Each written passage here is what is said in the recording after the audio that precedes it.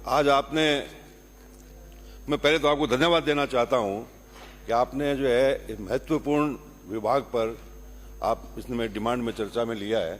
बहुत अच्छी बात है, मैं बधाई देता हूं, आपको धन्यवाद देता हूं।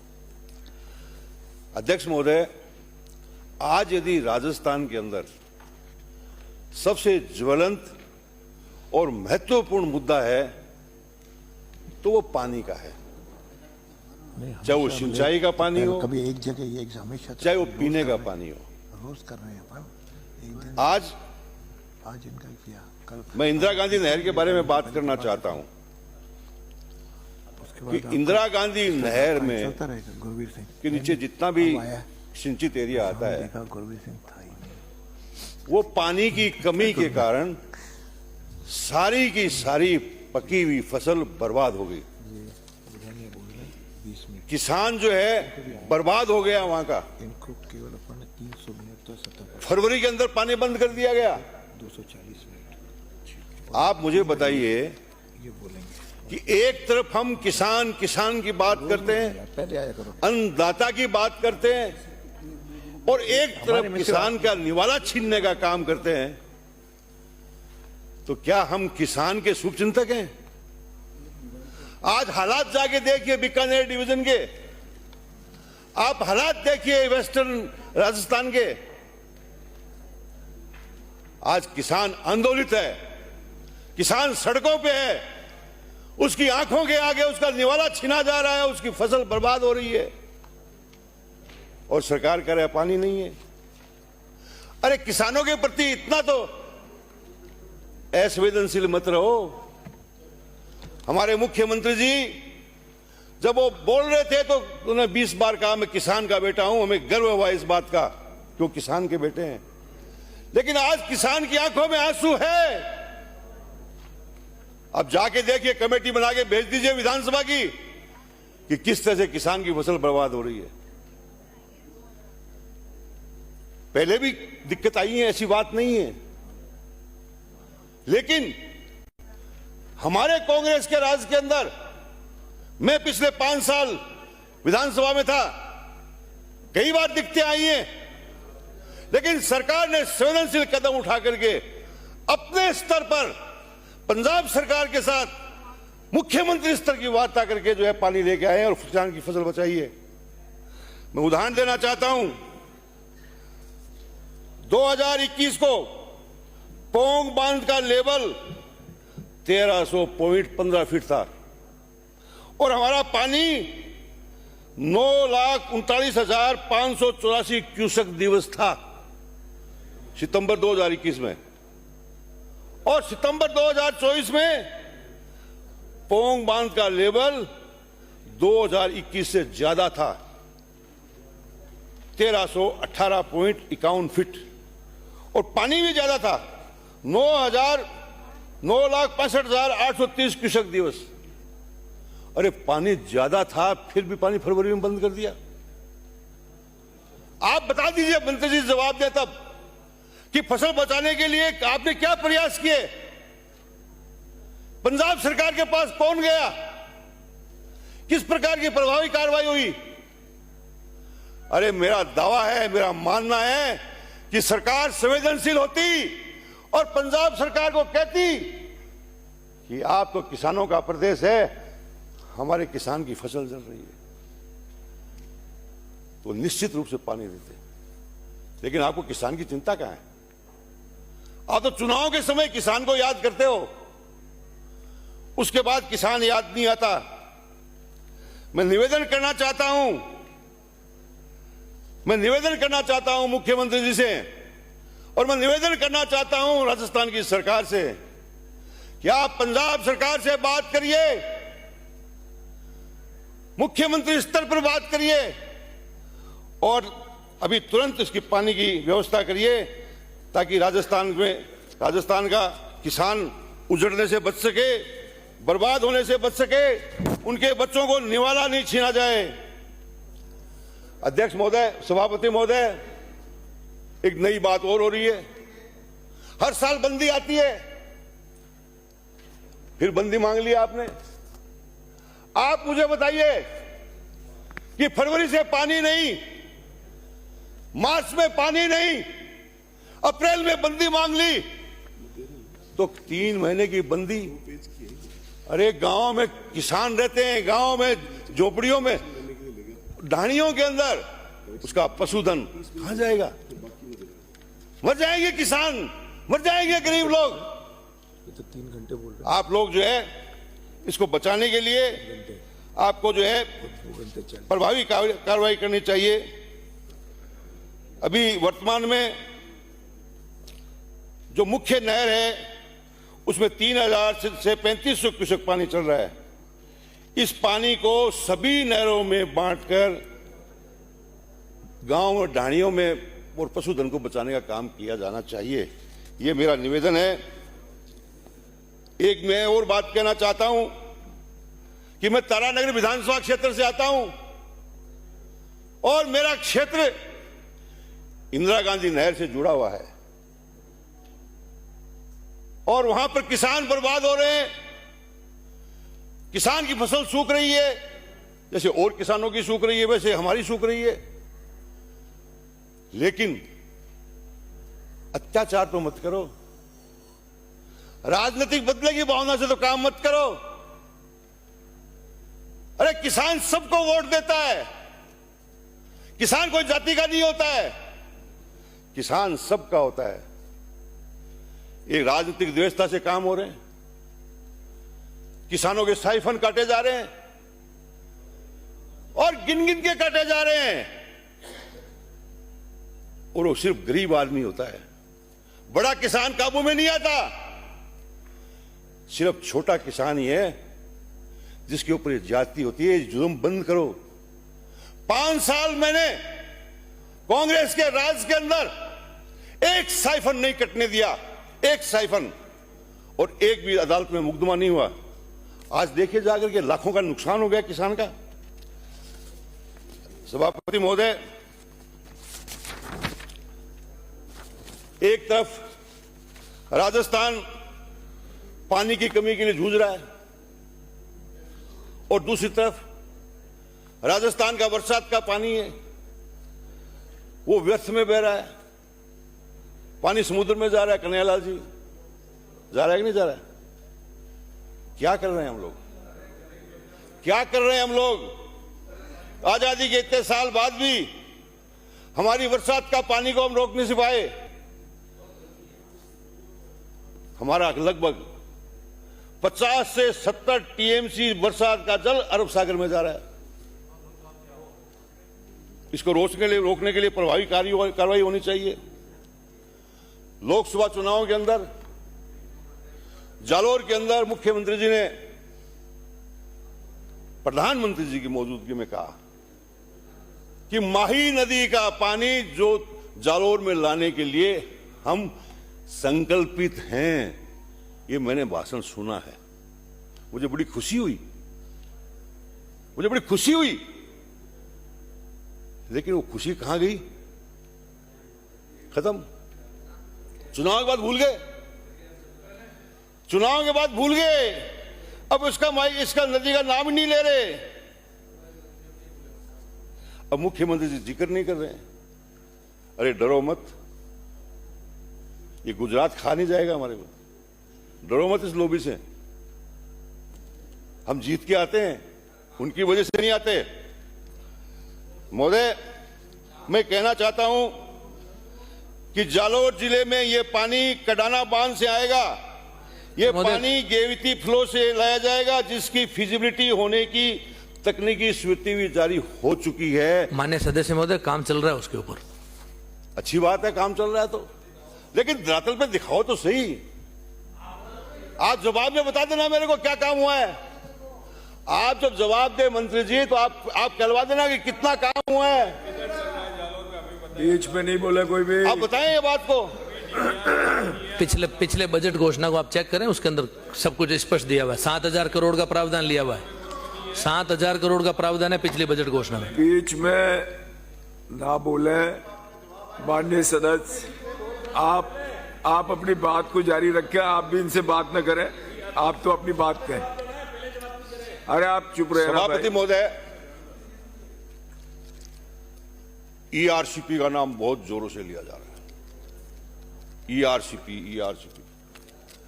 कभी आप नाम बदल देते हैं, केपीसी कर देते हैं, फिर कभी आप राम सेतु कर देते हैं। इससे पेट भरने वाला नहीं है। नाम बदलने से पेट भरने वाला नहीं है। धरातल पे क्या है? धरातल पे बताइए। जनता है, ये सुनती भी है और फैसला भी करती है। जनता भी फैसला भी करती है। आप तो मुझे भी तो बता दीजिए, क्या किया आपने, बता तो दीजिए इसके बारे में स्पष्ट रूप से। जनता अंधेरे में है। आप तो अपने जवाब में यही बता दीजिए कि जल संसाधन में कितना पैसा आवंटित था, उसमें कितना खर्च हुआ, ये तो बता दीजिए। और फिर जो है ईआरसीपी करिए काम, हमें खुशी है। मुझे बहुत खुशी हुई इस बात की कि मुख्यमंत्री जी जब मुख्यमंत्री बने तो उन्होंने पहला काम कहा, मैं पानी लेके आऊंगा। समझौते की अग्रसर हुए, हमें बहुत खुशी हुई। मैं धन्यवाद देना चाहता हूं उनको कि उन्होंने प्रयास करने की कोशिश की, लेकिन प्रयास ही रह गए, वास्तविकता से दूर हो गए। आज वास्तविकता क्या है, इस वास्तविकता पे आने की जरूरत है। आप ईस्टर्न की बात करते हैं, हमारे पश्चिम की तो बात ही नहीं करते आप।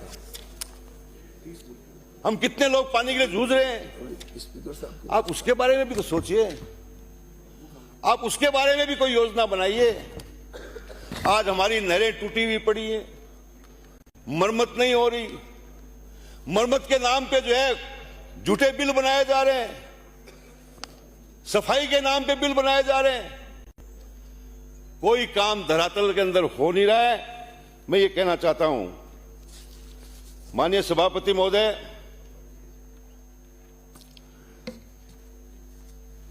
मुख्यमंत्री जी ने यमुना जल समझौते की बात की और उन्होंने जोर शोर से कहा कि मैं हरियाणा से समझौता करके आया हूं और चूरू जिले को, झुंझुनू को और सीकर को हम सिंचाई के लिए भी और पीने के लिए पानी भी देंगे। क्या है आपकी डीपीआर? 1 साल हो गया। अरे कुछ तो बताइए। आपने जो है पिछले वर्ष इतना जो है इसके लिए हल्ला मचाया, इस बजट में क्या स्थिति है श्रीचंद जी? आप बजट में यमुना जल का नाम तक नहीं लिया। ये है आपकी घोषणा की स्थिति। मैं प्रयास की, जो प्रयास हो रहे हैं मैंने उनके लिए धन्यवाद दिया है। मैं 1993 में राजस्थान की विधानसभा का सदस्य था। भैरू सिंह जी मुख्यमंत्री थे। उन्होंने 1994 के अंदर समझौता किया और मैं उस डिबेट में भाग लिया है। मैंने भाग लिया उस डिबेट के अंदर। मुझे 94 की बात भी याद आती है और 94 से लेकर के आज तक क्या हुआ देख लीजिए, क्या हुआ देख लीजिए। प्रयास तो और मुख्यमंत्रियों ने किए, वसुंधरा जी ने भी किए, स्वीकार करता हूं मैं। अशोक गहलोत ने भी जो इसके ऊपर खूब काम किया। अब भजनलाल जी की सरकार कर रही है, भजनलाल जी कर रहे हैं। आप बताइए हम खड़े कहां हैं? आप कहते हैं हम पाइपलाइन से पानी लेके आएंगे। कौन डालने देगा पाइपलाइन आपको? और पाइपलाइन डाल भी दी तो हरियाणा के मुख्यमंत्री जी क्या कह रहे हैं? 1 बूंद पानी नहीं देंगे हम। 1 बूंद पानी नहीं देंगे तो पानी आएगा कहां से? और ये पानी कैसे आ रहा है? ये फ्लड का पानी हमें मिलेगा। आप बताइए फ्लड कब आता है और कितने समय आता है? और फ्लड का पानी इस पे जब इतना खर्चा करने की बात कर रहे हैं तो फ्लड का पानी किसी से रुकेगा क्या है? हिम्मत है किसी की फ्लड का पानी रोकने की? जब पानी अधिक होगा तो मिलेगा, वो तो फ्लड का पानी ऐसे ही मिलता है। तो इसके ऊपर जो है हमको ध्यान देने की आवश्यकता है।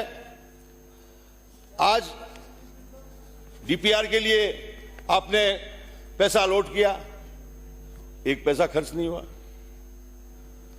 डीपीआर बनी नहीं। चुनाव के अंदर जोर शोर से कहा हम इन 3 जिलों को पानी देंगे। अरे कितना पानी दोगे ये तो बताओ, अरे कहां कहां देगो ये तो बताओ। चूरू में कितना दोगे, झुंझुनू में कितना दोगे, सीकर में कितना दोगे, ये बताओ तो सही हमारे को। लेकिन ये सब सपना का सपना रह जाएगा। हरियाणा एक बूंद पानी हमको नहीं देगा, ये मैं कहना चाहता हूं आपको। सुन लीजिए ध्यान से, हरियाणा के मुख्यमंत्री ये दिखा रहे हैं, हरियाणा के मुख्यमंत्री ये दिखा रहे हैं। सभापति महोदय, अभी इस बजट के अंदर सरकार ने एक झूठा सपना दिखाने की कोशिश की है। इस बजट में बताया गया है कि साहवा लिफ्ट कैनाल के अंतर्गत तारानगर चूरू में सिंचित क्षेत्र में वृद्धि किए जाने हेतु डीपीआर बनाई जाएगी। ये साहवा लिफ्ट कैनाल कहां है भाई? इसका तो नाम ही बदल दिया। साहवा लिफ्ट कैनाल थी पहले, फिर सरकार ने चौधरी कुंभाराम लिफ्ट कैनाल कर दी। तो आपको अधिकारी ये भी नहीं बता रहे कि इस लिफ्ट कैनाल का नाम क्या है, या तो बताना नहीं चाह रहे, या उस महान नेता का नाम नहीं लेना नहीं चाहते आप, उस किसान समस्या का नाम लेना नहीं चाहते। आप जनता के सामने सही बात तो करो। और मैं कहना चाहता हूं कि डीपीआर बनाने की आवश्यकता कहां से आ गई आपको? डीपीआर की आवश्यकता ही नहीं है। काम तो घोषणा होती है तो काम करके दिखाओ। हमने पहले बजट में तारानगर के अंदर 20,000 हेक्टेयर जमीन सिंचित करने की मुख्यमंत्री ने घोषणा की थी, और 10,000 पे काम पूर्ण हो गया और 10,000 पे काम चालू है। इसको कहते हैं काम। कोई डीपीआर नहीं बनी, बनाने की जरूरत ही नहीं है। सीडब्ल्यूसी से पास है, रिवाइज तकमीना भी पास है। जब योजनाएं बनती हैं इंदिरा गांधी कैनाल में तो सीडब्ल्यूसी से भी अनुमति मिलती है, वो मिली हुई है। आपको डीपीआर बनाने की जरूरत नहीं है। आप भ्रमित मत करो, ये डीपीआर करके भ्रमित मत करो। झूठी बात मत बोलो विधानसभा में, जनता को गुमराह मत करो। आपकी मंशा है तो आप घोषणा करो कि तारानगर क्षेत्र की 30 हेक्टेयर भूमि को हम सिंचित करेंगे। मैं खुद माला पहनाने आऊंगा आपको। करिए घोषणा। हिम्मत नहीं है, हिम्मत नहीं है आपकी।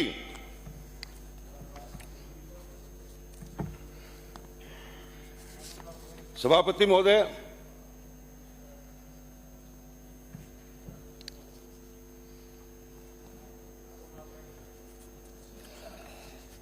तारानगर जहां से मैं चुन के आता हूं, वहां ये सही बात है कि पहले इसका नाम सावा लिफ्ट कैनाल था, लेकिन सावा जो कस्बा है उसके नीचे जो जमीन है किसान की और आसपास का जो क्षेत्र है वो सिंचाई से वंचित है। आज किसान आंदोलित है, उनकी मांग वाजिब है कि हमें भी नहर से जोड़िए। मैं मांग करता हूं मुख्यमंत्री जी से, निवेदन करता हूं हाथ जोड़ के कि सावा को आप सावा और सावा के आसपास की जमीन को सिंचित घोषित करिए। जब 12 तारीख को बोले तो आप इसकी भी घोषणा करें, मैं उम्मीद कर रहा हूं। सभापति महोदय, किसानों के साथ अन्याय मत होने दो। आज जो हमारे तारानगर के अंदर 20,000 हेक्टेयर जमीन पर नहर बनी है, किसानों की जमीन आवक हुई है। छोटे छोटे किसान हैं, छोटे छोटे जमीनें के टुकड़े हैं उनके पास, वो जमीन चली गई उनकी, उनको मुआवजा तो सही मिलना चाहिए। मुआवजे का कायदा है मंत्री महोदय कि आपकी जो रेट है उसे 4 गुना अधिक होती है, इसलिए अन्याय मत करना। वहां ये चल रहा है कि हम 3% बढ़ा के देंगे, 3 गुना। ये 3 गुना नहीं, 4 गुना बनाने का हक है। और मैं कहना चाहता हूं, मेरी बात को आप हल्के में मत लेना। ये बात बहुत बड़ी बात होगी, किसान सड़क पे आ जाएगा, आंदोलन हो जाएगा, तो ये बड़ी दिक्कत हो जाएगी। सभापति महोदय, मैं सिंचाई की बात कर रहा था, पीने के पानी की बात करना चाहता हूं। आपकी सरकार बनने के बाद सबसे बड़ा संकट कोई आया है तो पीने के पानी का रहा है। आप सब जानते हो इस बात को। अरे ये कब तक करोगे? आपने किया। अरे हमने नहीं किया हुआ तो हम यहां पर बैठे हैं। अब तो आप बैठे हो, करो तो सही, कुछ करके तो दिखाओ। करके दिखाओगे तो जनता देखेगी। देखिए, अभी गर्मी है, अभी गर्मी है, गर्मी गई पीछे, सर्दी गई। अब सर्दी में भी पानी के भयंकर संकट हो रहा है। 1 महीने तक पानी नहीं आता है। सभापति महोदय, 1 महीने पानी गांव में नहीं आएगा तो वहां के लोग कैसे जिंदा रहेंगे? इसके ऊपर गंभीरता से विचार करना चाहिए। मैं कहना चाहता हूं मंत्री महोदय, ये टैंकर माफिया हावी है इस विभाग के ऊपर। आप कंट्रोल करिए उनको। वो मिले हुए अधिकारियों से वो पानी जाने नहीं देते गांव में। 1-1 हजार रुपए में टैंकर बेचते हैं। किसान को, गरीब को लूट लिया उन्होंने। एक बात और कहना चाहता हूं, गांव के अंदर गरीब की बस्ती में पानी नहीं जाता। आप हकीकत बता रहा हूं ये कि गांव की गरीब बस्ती में पानी नहीं जाता। रसूखदारों ने इलीगल कलेक्शन कर ली और मोटरें लगा रखी हैं। आप अभियान चलाइए। मैंने पिछले विधानसभा में कहा था कि उन पे कंट्रोल करिए। एक बात और कहना चाहता हूं, गंदा पानी पी रहे हैं लोग। हमारे एरिया में नहर का पानी इतना जहरीला आता है, कैंसर के केस दिन प्रतिदिन बढ़ते जा रहे हैं। गाड़ियों की गाड़ियां फुल जाती हैं, कैंसर के नाम से गाड़ियां चल रही हैं। और बीमारियां हो रही हैं, किडनी खराब हो रही है, लीवर खराब हो रही है, पीलिया हो रहा है लोगों को। जहरीला पानी पी रहे हैं, इसके ऊपर विचार करना चाहिए। सभापति महोदय, 2-3 मिनट और लूंगा बस। सभापति महोदय, जेजेएम जल मिशन एक शानदार योजना है और आपने इसको 2028 तक बढ़ाई है सरकार ने। मैं धन्यवाद देना चाहता हूं। अरे अब तो आप कर लो ना। आपके लिए कह रहा हूं, मैं आपके लिए कह रहा हूं। आप बोले, इस योजना को राजनीति का शिकार मत बनाइए। भ्रष्टाचारियों को दंड दीजिए, चाहे वो कितना ही बड़ा भ्रष्टाचारी हो, उसको माफ मत करो। हम आपके साथ हैं, लेकिन करो तो सही।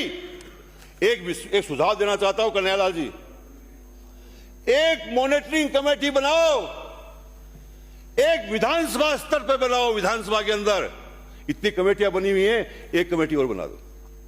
और जिले के अंदर कमेटी बनाओ, उसमें वहां के विधायक को शामिल करो और मॉनिटरिंग अच्छे, इसके परिणाम अच्छे आएंगे। ये कहना चाहता हूं, तारानगर की जो है 650 करोड़ की योजना है, उसके 2021 से 2022, 2023, 2024 में टेंडर हुए। अभी एक जो है तारानगर पांडुसर 133 करोड़ की योजना के वर्क ऑर्डर हुए, उसको चालू तो कराओ। विराजिए, 6 महीने सुन रहे, करमसाना फीडर, धनासर, चूरू, बिसाऊ, ये सारी चीजें हैं। एक बात मैं कहना चाहता हूं, एक मिनट, एक सेकंड के लिए। मैंने मंत्री जी 5 टंकियां विधायक कोटे से बनाई हैं, 37 लाख रुपए दिए मैंने एक टंकी के। वो टंकी 1.25 साल से इंतजार कर रही है पानी का। आप पानी से जोड़ दीजिए, विराजिए। अरे पानी से जोड़ दीजिए, जनता को कम से कम लाभ तो होगा। मेरा जो पैसा किया हुआ विधायक कोष का, आज मुझे परेशानी होती है कि मेरा पैसा खर्च किया हुआ खर्च वहां पे जो है काम नहीं श्री आया। गुरवीर सिंह, बहुत बहुत धन्यवाद। धन्यवाद। मान्य